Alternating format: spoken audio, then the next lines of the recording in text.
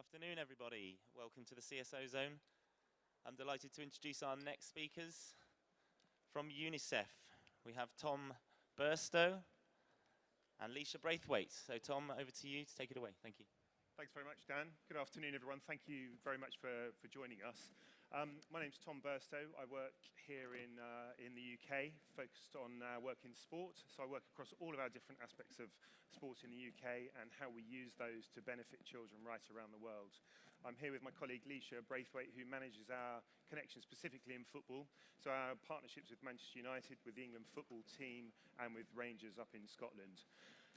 We're delighted to be here at SoccerX, and we're particularly happy that this CSO zone exists, really to demonstrate the power that football can have in creating change for people, and specifically in our case for children throughout the world. We've been working in football now for more than 15 years with a variety of partners right around the world in different contexts, doing different things with those partners, and have really seen the power of football, both in terms of raising funds and awareness for children, but also creating direct change in their lives. So we're really happy to be here to share some of that experience with you. However, the specific focus of our session today is really around the commercial value that we believe that a charity partnership or a relationship like the ones that people have with UNICEF can bring to clubs, to individuals, to leagues. And we wanted to share some of the experience of those relationships and just how we've been able to leverage those partnerships, not only for the good of children, but also for the benefit of our commercial partners. So we're going to run through a few slides with you just to talk to that just a little bit. First of all, just a little bit about who we are as UNICEF. Most of you will know us, not least from the front of the Barcelona shirts, or the back as it is these days, but we've been around for around 70 years now. We work in 190 countries around the world, and we are the world's leading organisation for children. So we operate through those countries to deliver the rights for children, whatever their condition may be, wherever they may be based. And we do that by raising money and awareness in countries like the UK and across Europe, but delivering programs on the ground in countries across Africa, across Asia, and other parts of the world. Our governance is really there to ensure that we operate to ensure that children's rights are met, whatever their situation, that all the rights that children need to grow up healthy and strong are met. So we work in a number of different areas, from children's birth right through to adulthood. And we cover the 7 areas outlined on the slide here, just to ensure that every child has the opportunity to thrive in wherever they are and whatever their existence is. Importantly, in the context of football, we have the opportunity or the obligation to fulfill the right to play. That's one of the rights outlined in the UN Convention on the Rights of the Child. So we're really committed to ensuring that every child has the right to play, no matter where they are and what their situation is. And we not only find that football is a great vehicle for giving that access to people for the first time, but it's also a great way of ensuring that they have access to education, access to health, access to nutrition, to messaging that will ensure that they are able to grow up healthy and strong. So that's a little bit about who we are and what we do. Leisha's going to share just a little bit about why we're specifically involved in football. So, as Tom said, we've been working in the sports sector, but notably with football since 1999, when we first started partnering with Manchester United. And over the years, we have gained a number of other high-profile football partners.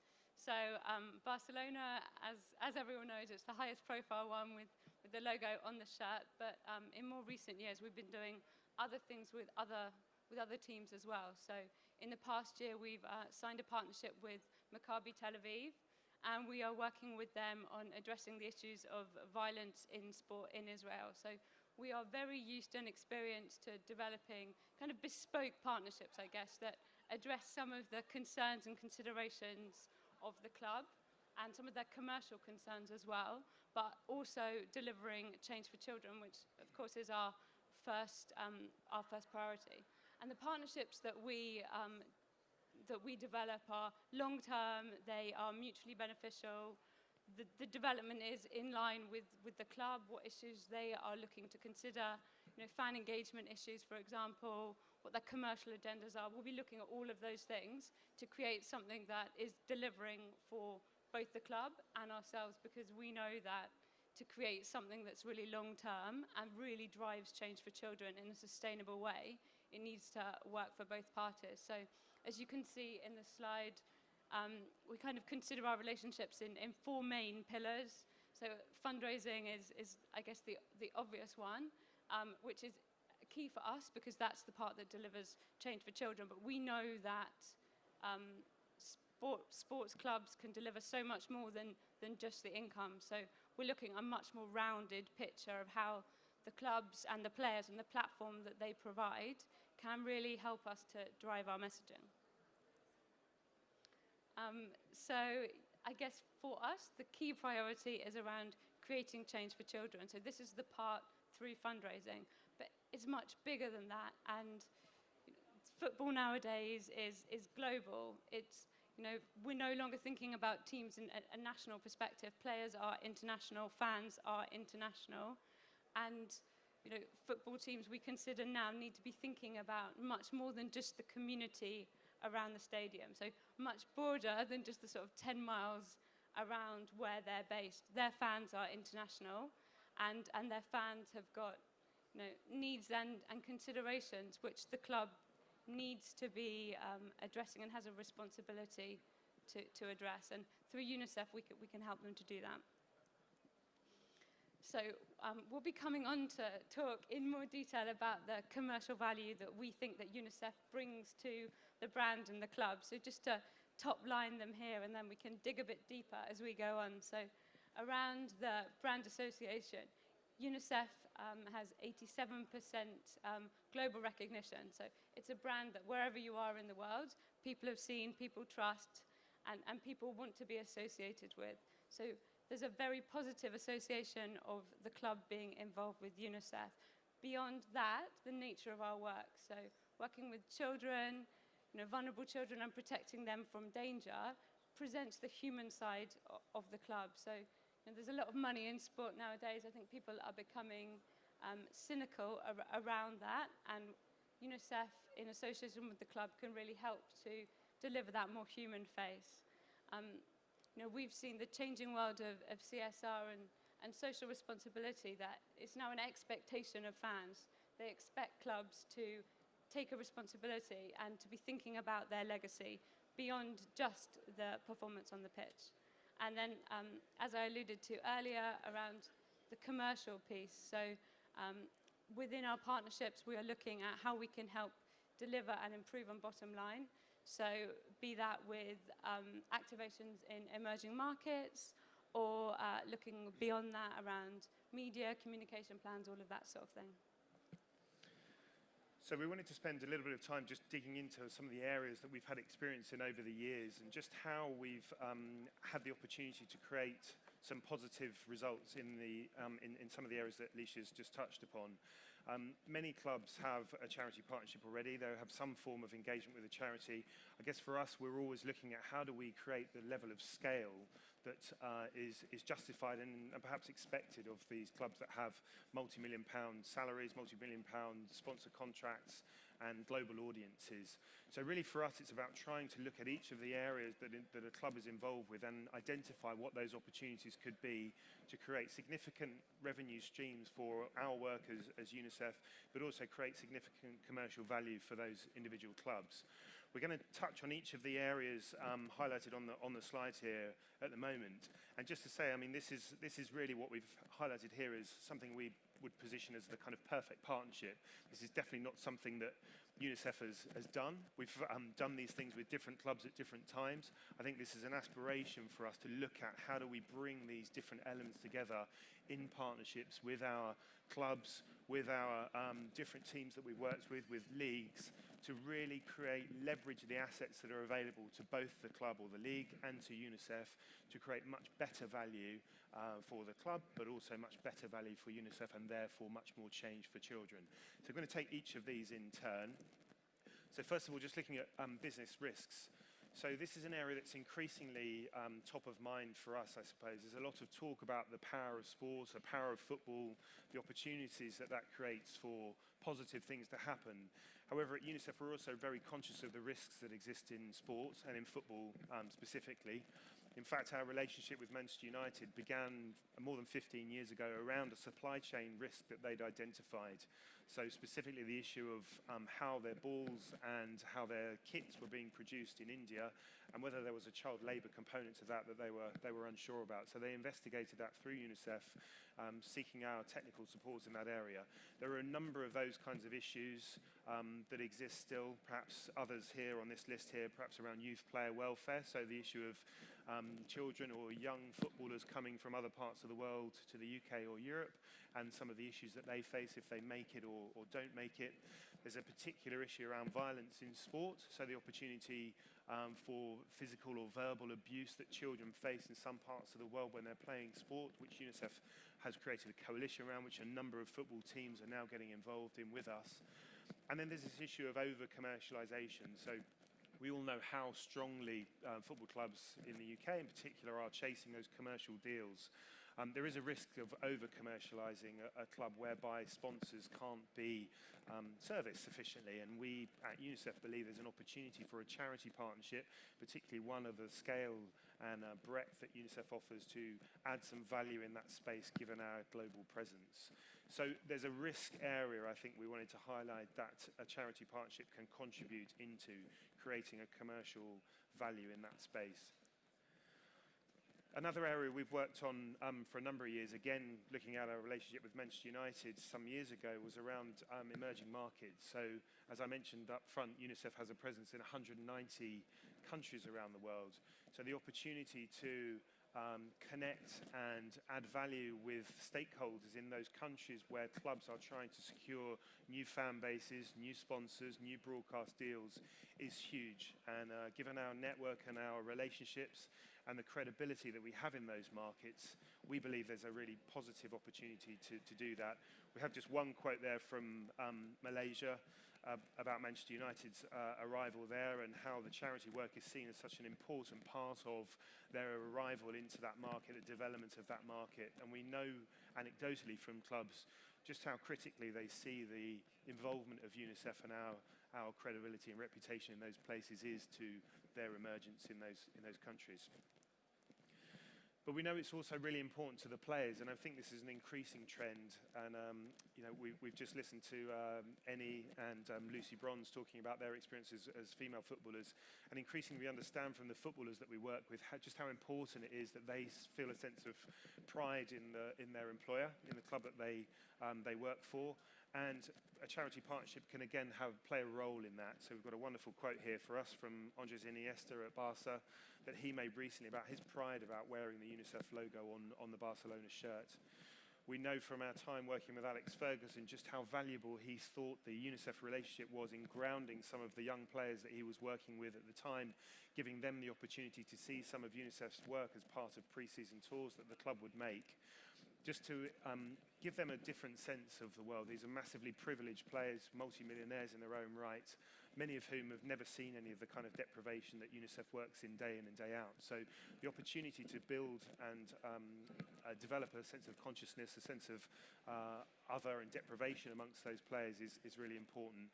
Most notably for us, David Beckham was part of that journey with Sir Alex Ferguson, and he's now worked with us for the last 10 years around his activities supporting UNICEF, and that's been a huge relationship that has generated millions of pounds for UNICEF and a massive global message going out to millions of people around the work that we do.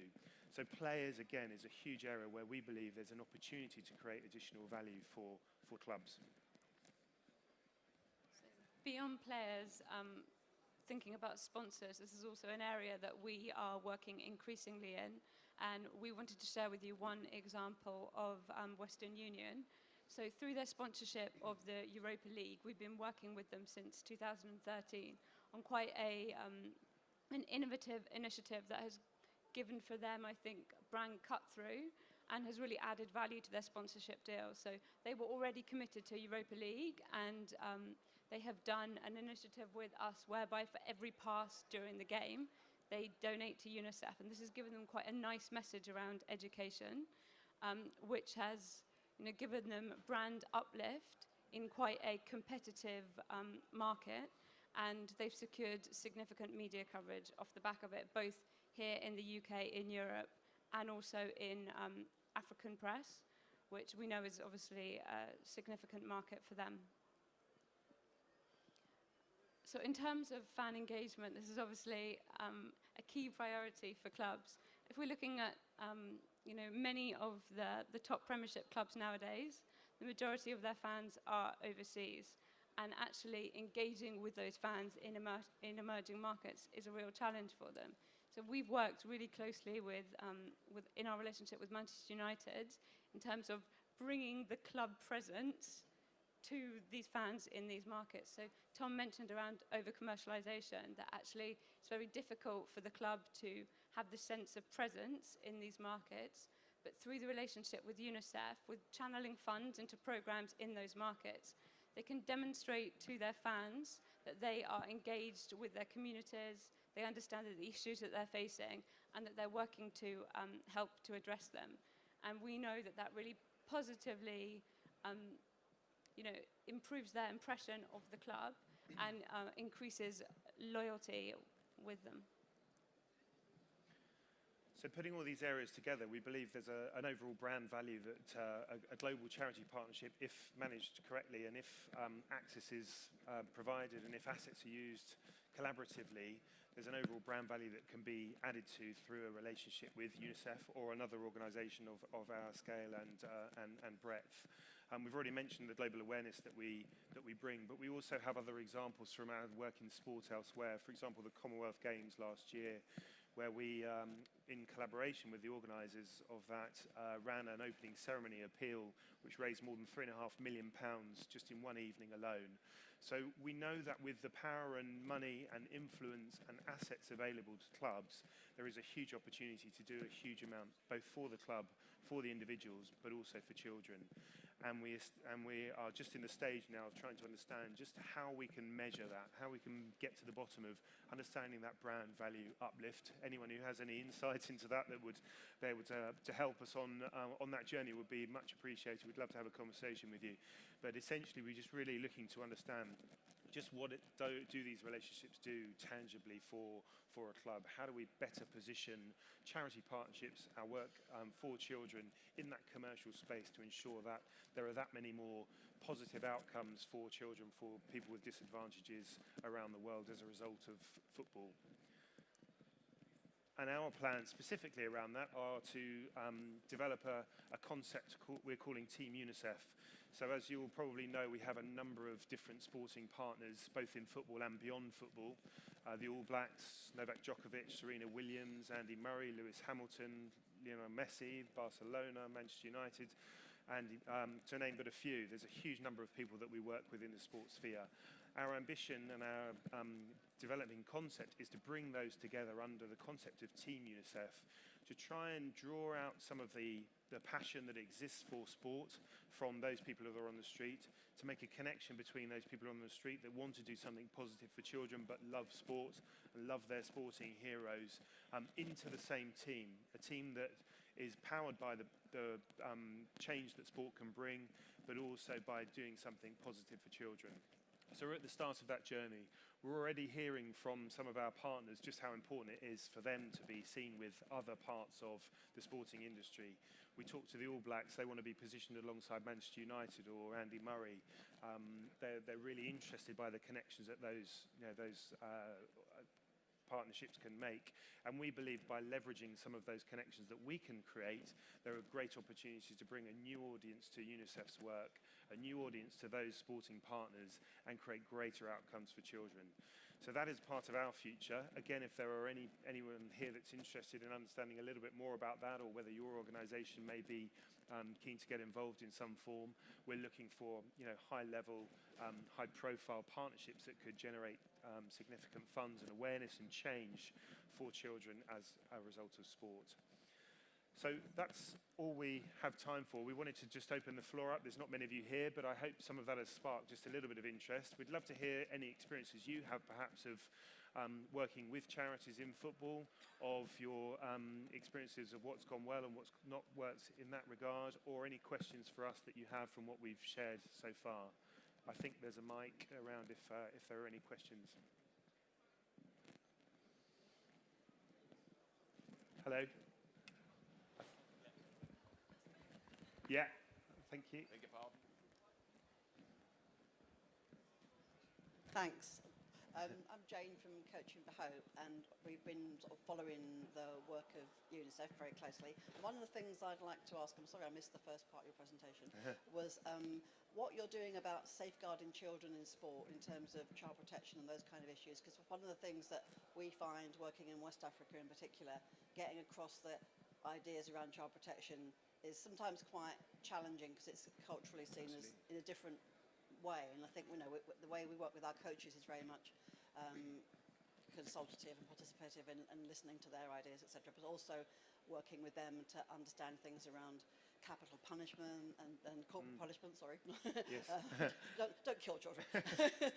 So that kind of concept. I don't know what it'd be really helpful to know what your sort of position on that is. Absolutely. So I touched briefly on it earlier as one of the risks that we've identified in sport, actually.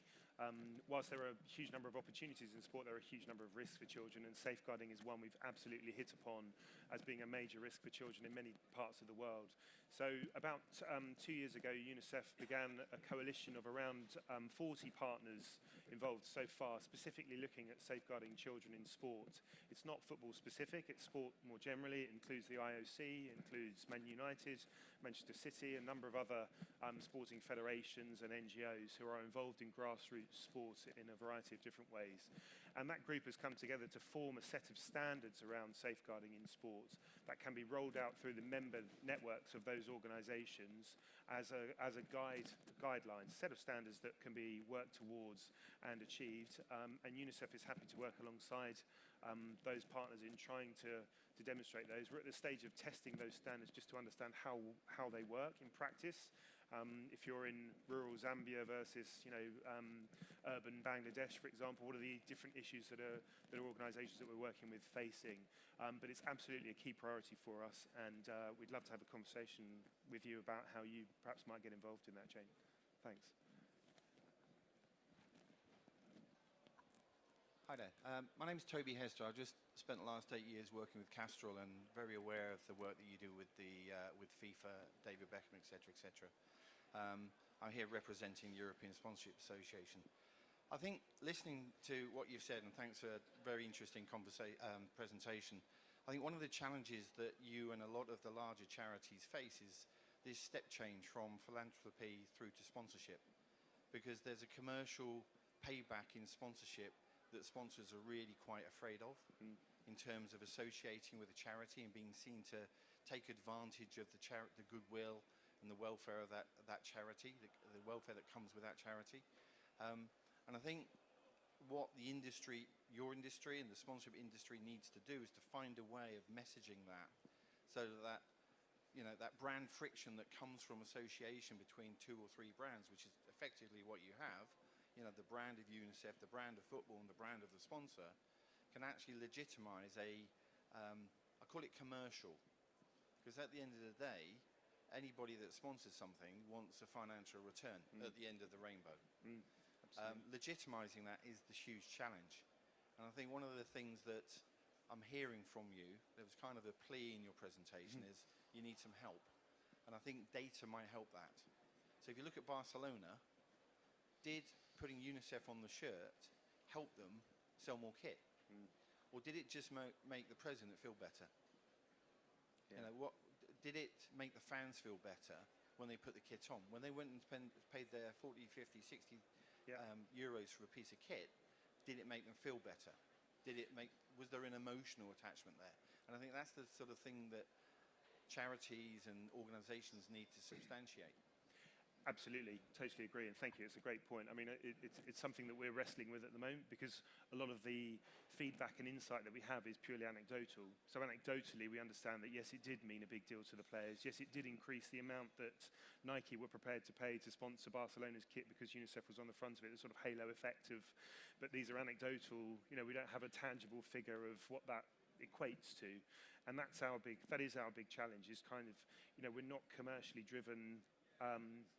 We don't come from commercial backgrounds. We're sort of, from the development sphere. That's our expertise, and we understand our brand very well. We understand the work that UNICEF does very well, And at this stage, we're learning as much as we can about the commercial, and you can tell by the number of people that are here, actually, we've got a lot of work to do to sort of make this relevant or appear more relevant to sponsors and clubs and those in the game. I think in the instances where we have had those opportunities, I mentioned the Commonwealth Games again, where actually the doors are opened really wide to us to explore opportunities in every different aspect of those games.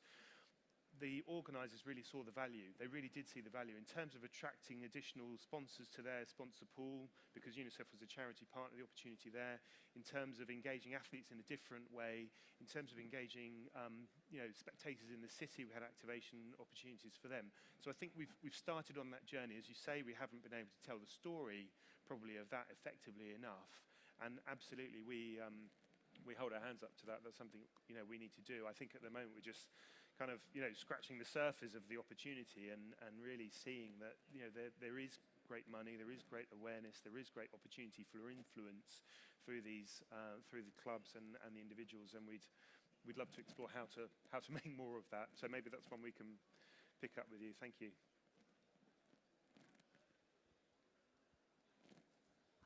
Hi. You mentioned leveraging a charity partnership, and you mentioned some of the risk. Obviously, football, there are obviously some of the main risk, and you work closely with an organisation like FIFA. What are you doing to kind of mitigate some of the risks that in working with organisations as well as with teams themselves and working in a sport like football? Yeah, so FIFA's FIFA's a very interesting one. Actually, we don't have a very live relationship with FIFA at a UN level. We haven't worked with them for some time. I would say that. Obviously, now they're where they are.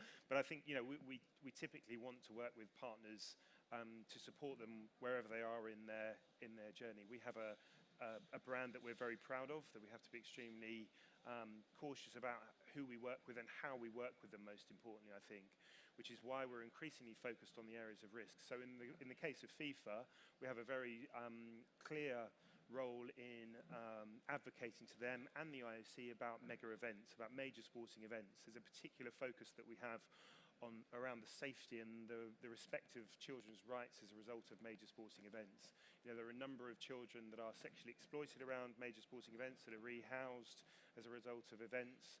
There's child labour issues potentially in some major sporting events. So we're at the stage of advocating to them around specific issues where we have the capacity, the expertise and the experience to be able to work with them on single issue areas. I think we literally can't take on FIFA and others across all areas, but we do what we can with the capacity that we have to try and create change at a mass level. And it's not just about UNICEF; it's about working together with a coalition of organisations that have that influence and that capacity and expertise to deliver that. So I believe TED is very much part of that discussion. The International Human Rights Bureau is very much part of those discussions as well. So working in partnerships with organisations like that, we have a powerful voice with which we are able to talk about some of those issues with FIFA and the IOC and others.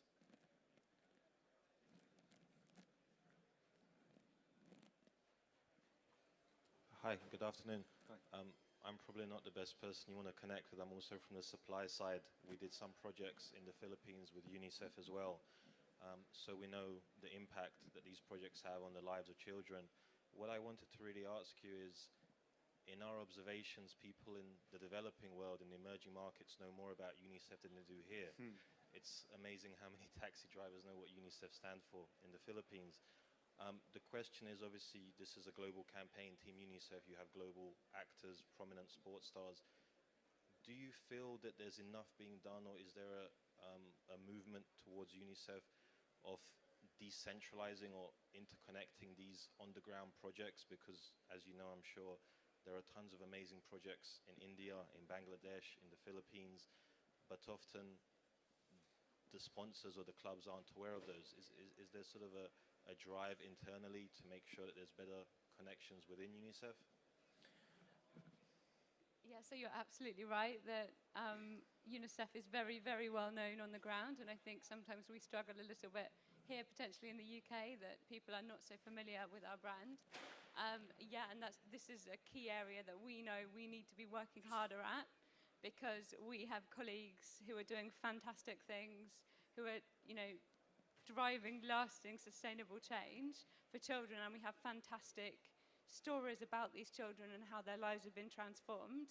And we are not currently, getting those stories out as much as we could. So, yeah, we are working on we have a new campaign in the UK, and we are really focusing on sharing those stories more so that we have more to shout about, I guess, because the work is happening, and the stories are there, but it's just about us prioritizing those and really talking about it in one voice.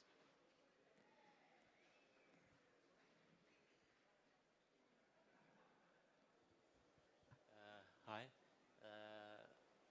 I was just wondering about the partnership with the clubs. Are they the ones who approach you, or you approach them? And the other question about your partnership with Malaga. You had a shared sponsorship with Malaga. Is it still existing, and how do you evaluate the whole?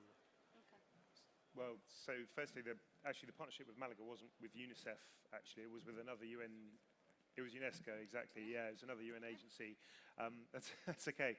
So we do have a number of partnerships across Europe, as Leisha highlighted earlier on. So it's in terms of whether people approach us or we approach them, it tends to be a mix of things. So as I mentioned, in the case of Manchester United, it was very much an approach from them where they highlighted a particular issue they were keen to explore and tackle with us. In other cases, more recently, we've identified a great opportunity, for example, working with the England Football Foundation. The image you can see here is with the players, so as a great vehicle for us from a communications and fundraising perspective to work alongside these guys to do what we can for children. So it's a mix of things. We, given our capacity constraints, we have to focus on where we believe there's the biggest opportunity for us from a financial perspective, communications perspective, or a programmatic outcome. And that will lead us to, naturally, the biggest clubs, the biggest teams, the biggest individuals within those. And, so far we've had some really great success opportunistically approaching a number of those and having them approach us. We're trying now through this concept of Team UNICEF and the kinds of conversations we're having here around commercializing what we do to make that a more strategic approach. And that's very much where we're headed going forward.